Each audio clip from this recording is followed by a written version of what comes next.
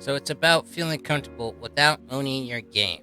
These are remarks that recently Phillippe Tremblay, head of Ubisoft subscriptions, said in an interview with gamingindustry.biz. And this kind of had some people in an uproar, and understandably why. Typically, most discussions when it comes to the future of gaming and anything that has to do monetarily with it spark some outrage and some debate. Just like any industry in tech right now, things are moving at a superly rapid, fast pace, and gaming is kind of leading the charge in that. So change coming to video gaming is inevitable. But like I said before, when it comes to monetization of video games and the practices of corporations moving forward with these video games, players pretty much have an aversion to it all.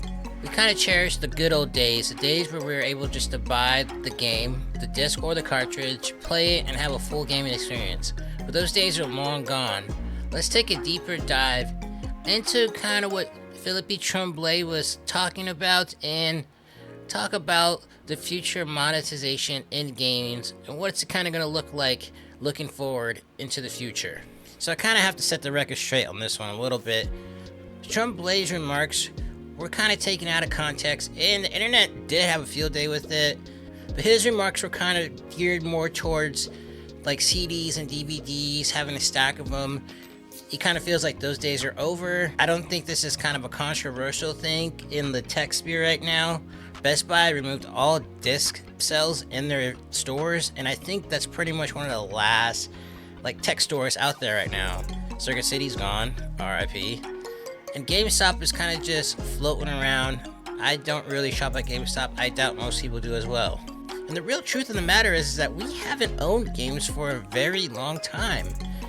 Physical disc, I don't think their sales are doing too hot right now. I mean, look at just consoles right now. Most people download their games. There's even consoles out right now, the PS5 that comes without a disc drive. So I'm just saying, we don't really be yearning for these discs. I think there's actually a little more nefarious way that we don't own our games. See, most games right now are somehow hooked to online, right? Either it's updates or just the gameplay is online. Some games have a subscription base. The thing is, if you miss an update or end up just not getting the new expansion or the new season of a game, your game is pretty much dead.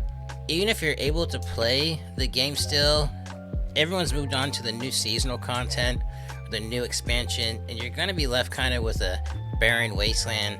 So in that essence, you're not really owning the game in its entirety. You're not getting the full experience of it. Through DLCs and expansions has made this practice so integral to modern gaming right now.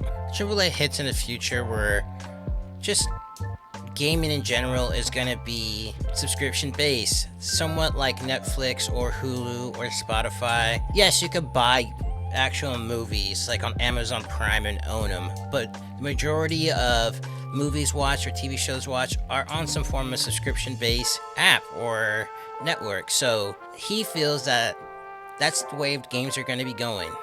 And that's not that far-fetched, man. We're kind of quasi living in that world right now. And a great example of this is cloud gaming, right? Like, we have cloud gaming and it's massive right now, and it only looks to be growing more and more throughout the years. Everyone has their toes in it, you know. Google tried and failed with the Stadia, but overall, it seems like it's a success. Whether it's Xbox Cloud Gaming or Amazon's Luna, it makes gaming easier and not having to have a console around. And how are you going to play games if you don't have a console or PC around? Through the cloud. And how are you going to get games through the cloud? Through a subscription service. So that's where I think the industry is gearing towards, and I've thought this for a while, and you see it being prevalent right now where TVs are coming pre-installed with Xbox apps and PlayStation apps specifically for cloud gaming. And even if we remove cloud gaming, just these subscription services like Xbox Game Pass has been such a massive success. The last figure I looked up, they had 33.3 million people subscribed to Xbox Game Pass. That's over like $3.6 billion gross annually if I'm lowballing it and everyone just got the basic Game Pass, not including the Ultimate that comes with the EA and all that good stuff. So, with these subscription models, it seems like there's money to be made.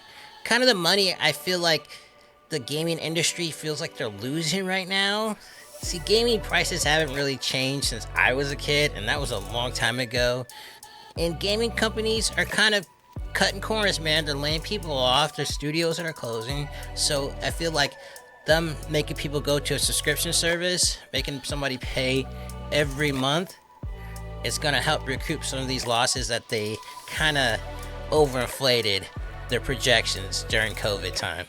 There's probably this overwhelming feeling still, like in your gut, like this still doesn't feel good. I don't know what it is. I don't like how this was voiced. I don't like how this feels, right? And I think it's because we all know there is a looming monster right across that mountain that's coming to terrorize our village. And that monster is ads in video games. And honestly, this is an uncomfortable truth that we're kind of gonna have to live with, man. Just like YouTube, just like Spotify, just like Twitch, ads are gonna be ran in video games. And there's nothing we can really do about it, really. I sat down and thought about it, and I kind of have an idea how it's gonna roll out. No one's really gonna like this, and it's only gonna get bolstered by us being pushed to subscriptions and forced to be online playing video games, because there's gonna be no way to escape these ads. Except maybe one. And that way is you're gonna have to buy the actual video game, probably at a premium price, right? See, the article also talks about the two diverging paths. Ubisoft offers people to have a subscription and to buy the game, right? And when you do the subscription, you have the premium, all that extra before game cool add-ons that are just a lure to make you pre-order. It's dumb. And then you're gonna have the actual game to buy, and it's gonna come base, and it's gonna be a little more expensive. So it's gonna be incentivized to just keep with the subscriptions and just live with the ads. And I kind of ponder that a lot of the ads are going to be displayed first in free games. Games like Fortnite, Valorant, Call of Duty, Warzone are going to have ads in it. Pretty much after every match or before every match, there's going to be a loading screen. And instead of the loading screen just being a loading screen, it's going to play ads within that loading screen. I don't see any other way they're going to be able to break up gameplay besides that.